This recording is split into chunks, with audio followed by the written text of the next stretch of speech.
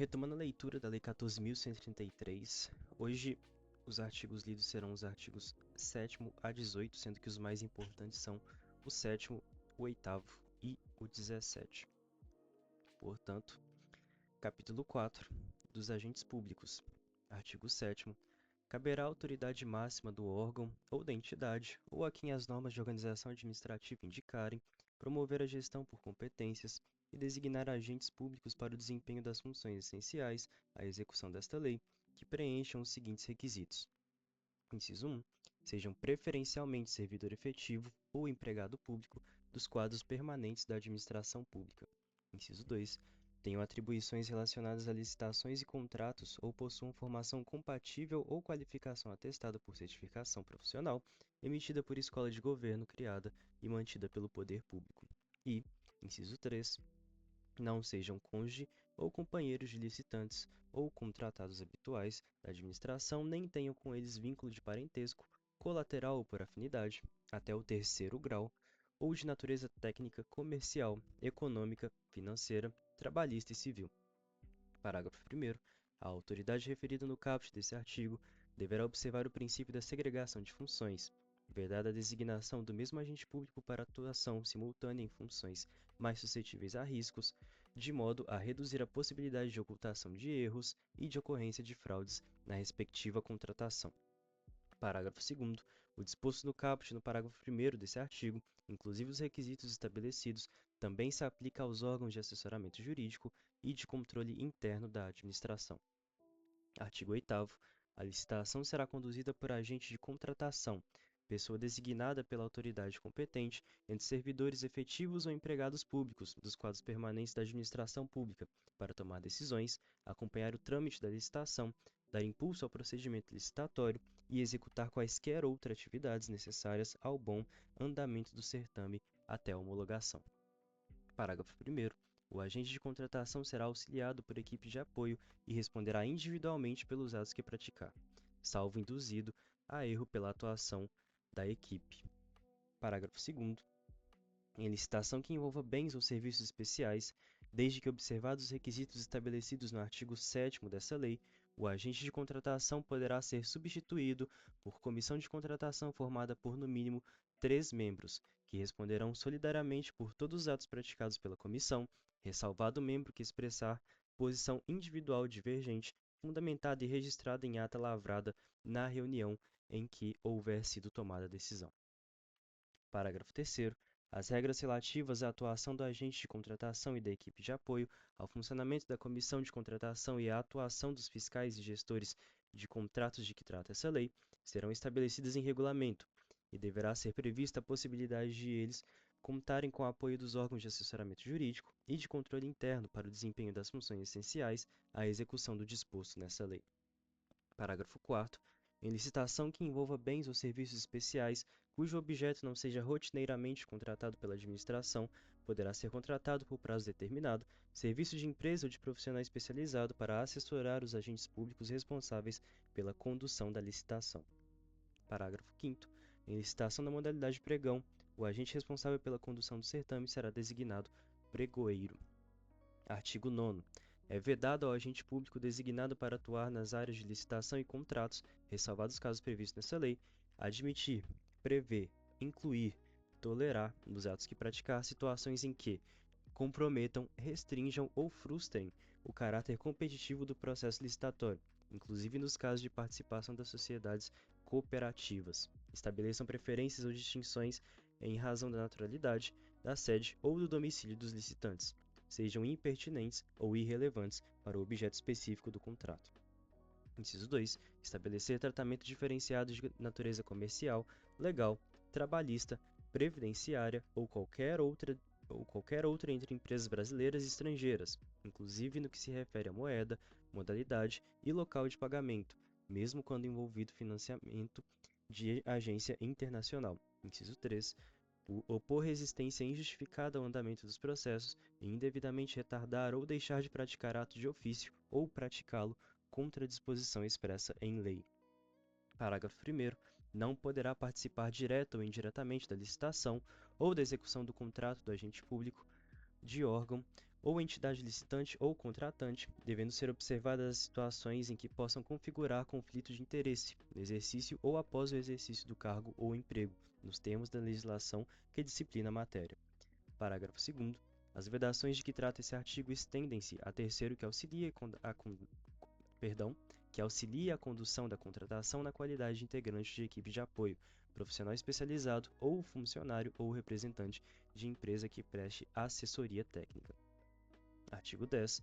Se as autoridades competentes e os servidores públicos que tiverem participado dos procedimentos relacionados a licitações e aos contratos de que trata essa lei precisarem defender-se na esfera administrativa, controladora ou judicial, em razão de ato praticado com estrita observância de orientação constante em parecer jurídico, elaborado na forma do parágrafo 1º do artigo 53 dessa lei, a Advocacia Pública promoverá, a critério do agente público, sua representação judicial ou extrajudicial.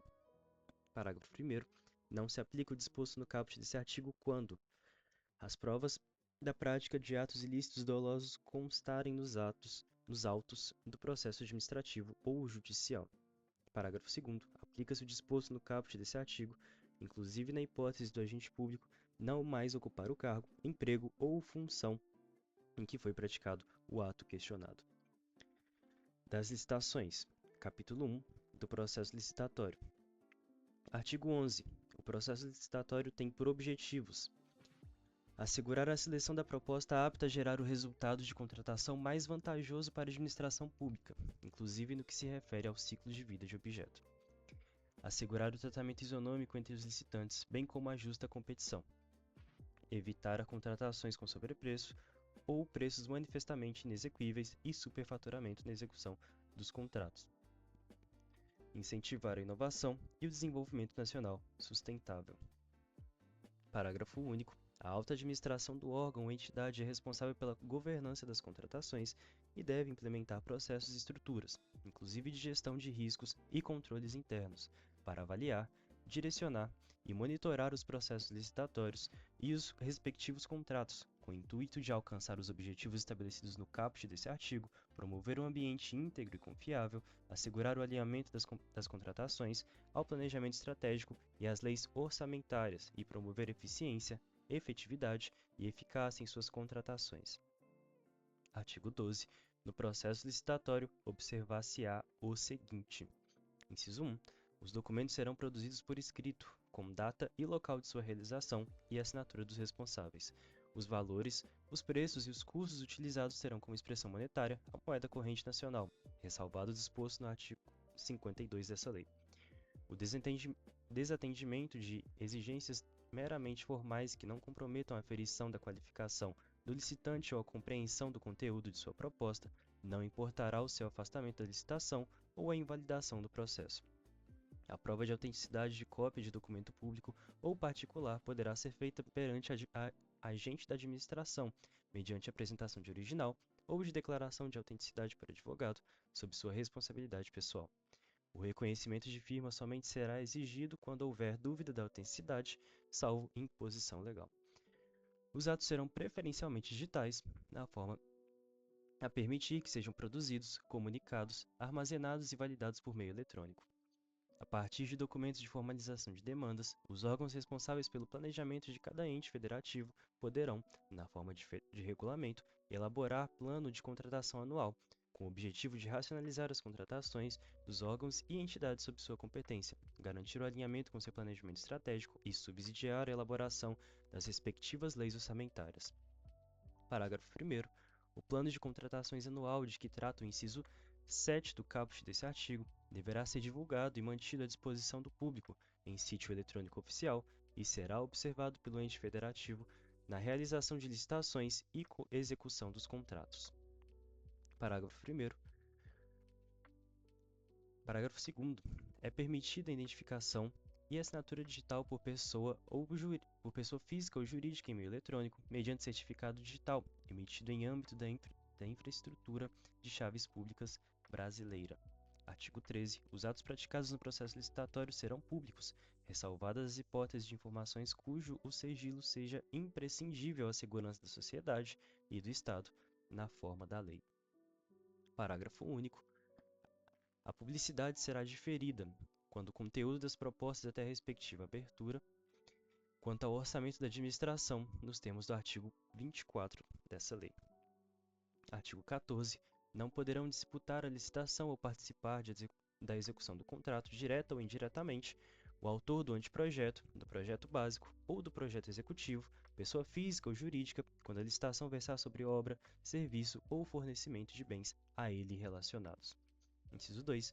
Empresa isoladamente ou em consórcio responsável pela elaboração do projeto básico ou do projeto executivo, ou empresa da qual o autor do projeto seja dirigente, gerente, controlador, acionista ou detentor de mais de 5% do capital com direito a voto, responsável técnico ou subcontratado, quando a licitação versar sobre obra, serviço ou fornecimento de bens a ela necessários. Pessoa física ou jurídica que se encontre, ao tempo da licitação, impossibilitada de participar da licitação em decorrência de sanção que lhe foi imposta. Aquele que mantenha vínculos de natureza técnica, comercial, econômica, financeira, trabalhista ou civil com o dirigente do órgão ou entidade contratante ou com agente público que desempenhe função na licitação ou atue na fiscalização ou na gestão do contrato, ou que dele seja cônjuge, companheiro ou parente em linha reta, colateral ou por afinidade até o terceiro grau, devendo essa proibição constar expressamente no edital de licitação. Empresas controladoras, controladas ou coligadas, nos termos da Lei 6.404, de 1976, concorrendo entre si. Pessoa física ou jurídica que, nos 5 anos anteriores à divulgação do edital, tenha sido condenada judicialmente com trânsito em julgado por exploração de trabalho infantil, submissão de trabalhadores a condições análogas a escravo ou por contratação de adolescentes, nos casos vedados pela legislação trabalhista. Parágrafo 1º. O impedimento de que trata o inciso 3 do caput desse artigo será também aplicado ao licitante que atue em substituição a outra pessoa, física ou jurídica, com o intuito de burlar a efetividade da sanção a ela aplicada, inclusive a sua controladora, controlada ou coligada, desde que devidamente comprovado o ilícito ou a utilização fraudulenta da personalidade jurídica do licitante. Parágrafo 2º. A critério da administração e exclusivamente a seu serviço, o autor dos projetos e a empresa que se referem aos incisos 1 e 2 do caput desse artigo poderão participar no apoio das atividades de planejamento da contratação, de execução da licitação ou de gestão do contrato, desde que sob supervisão exclusiva dos agentes públicos do órgão ou entidade. Parágrafo 3º. Equiparam-se aos autores do projeto as empresas integrantes do mesmo grupo econômico. Parágrafo 4º. O disposto nesse artigo não impede a licitação ou a contratação de obra ou serviço que inclua como encargo do contratado a elaboração do projeto básico e do projeto executivo nas contratações integradas e do projeto executivo nos demais regimes de execução. Parágrafo 5º. Em licitações e contratações realizadas no âmbito de projetos e programas parcialmente financiados por agência oficial de cooperação estrangeira ou por organismo financeiro internacional, com recursos do financiamento ou da contrapartida nacional, não poderá participar pessoa física ou jurídica que integre o rol de pessoas sancionadas por essas entidades, ou que seja declarada inidônea nos termos dessa lei. Artigo 15. Salvo vedação devidamente justificada no processo licitatório, pessoa jurídica poderá participar de licitação em consórcio, observadas as seguintes normas: comprovação de compromisso público ou particular de constituição de consórcio, subscrito pelos consorciados, indicação da empresa líder do consórcio, que será responsável por representação perante a administração. Admissão, para o efeito da habilitação técnica do somatório dos quantitativos de cada consorciado e, para efeito de habilitação econômico-financeira, do somatório dos valores de cada consorciado. Impedimento de a empresa consorciada participar, na mesma licitação, de mais de um consórcio ou de forma isolada. Responsabilidade solidária dos integrantes pelos atos praticados em consórcio, tanto na fase de licitação quanto na de execução do contrato. Parágrafo 1º. O edital deverá estabelecer para o consórcio o acréscimo de 10% a 30% sobre o valor exigido do licitante individual para habilitação econômico-financeira, salvo justificação. Parágrafo 2º. O acréscimo previsto no parágrafo 1º desse artigo não se aplica aos consórcios compostos em sua totalidade de microempresas e pequenas empresas, assim definidos em lei. Parágrafo 3º. O licitante vencedor é obrigado a promover, antes da celebração do contrato, a constituição e o registro do consórcio nos termos do compromisso referido no inciso 1 do caput desse artigo. Parágrafo 4º. Desde que haja justificativa técnica aprovada pela autoridade competente, o edital de licitação poderá estabelecer limite máximo para o número de empresas consorciadas. Parágrafo 5º. A substituição de consorciado deverá ser expressamente autorizada pelo órgão ou entidade contratante e é condicionada à comprovação de que nova empresa do consórcio possui, no mínimo, os mesmos quantitativos para o efeito de habilitação técnica e os mesmos valores para o efeito de qualificação econômico-financeira apresentados pela empresa substituída para fins de habilitação do consórcio do processo licitatório que originou o contrato. Artigo 16.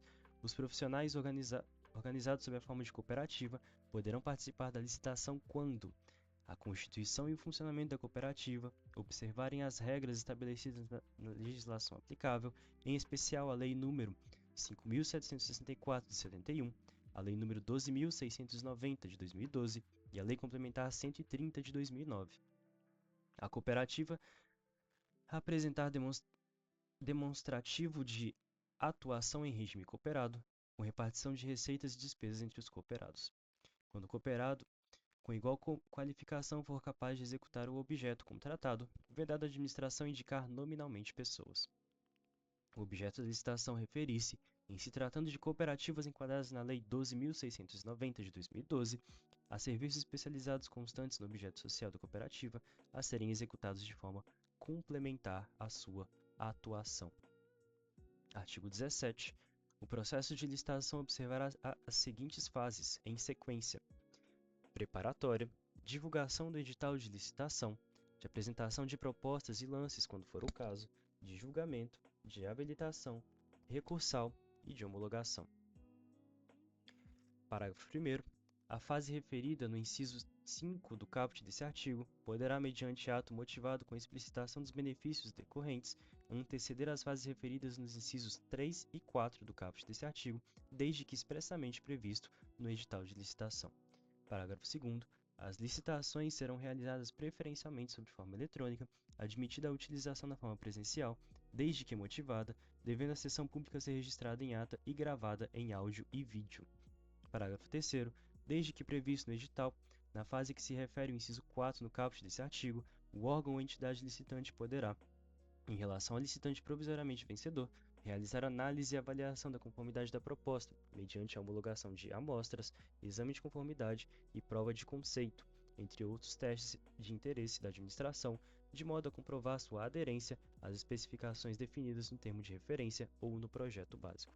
Parágrafo 4º. Nos procedimentos realizados por meio eletrônico, a administração poderá determinar como condição de validade e eficácia que os licitantes pratiquem seus atos em formato eletrônico. Parágrafo 5º. Na hipótese excepcional de licitação sobre a forma presencial, a que se refere o parágrafo 2º desse artigo, a sessão pública de apresentação de propostas deverá ser gravada em áudio e vídeo e a gravação será juntada aos autos do processo licitatório depois de seu encerramento. Parágrafo 6º. A administração poderá exigir certificação por organização independente, acreditada pelo Instituto Nacional de Metrologia, Qualidade e Tecnologia, pelo Inmetro, como condição para a aceitação de estudos, anteprojetos, projetos básicos e projetos executivos, conclusão de fases ou de objetos de contratos e material e corpo técnico apresentados por empresa para fins de habilitação. Capítulo 2 da fase preparatória da instrução do processo licitatório. Artigo 18.